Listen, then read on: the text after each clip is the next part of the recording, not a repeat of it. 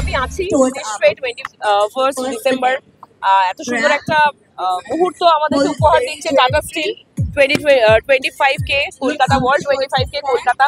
আমি চাইবো যে এটা একটা আমাদের কলকাতাবাসীদের জন্য একটা বিশাল বড় অপরচুনিটি, যে এই শীতকালে আমরা বেশিরভাগ পিকনিক করি, তো আমরা রানিং এর সাথে সাথে খাওয়া দাওয়া একসঙ্গে একটা দারুণ পরিবার গড়ে তোলা, আর সেখানে আমিও থাকবো। So I am looking forward.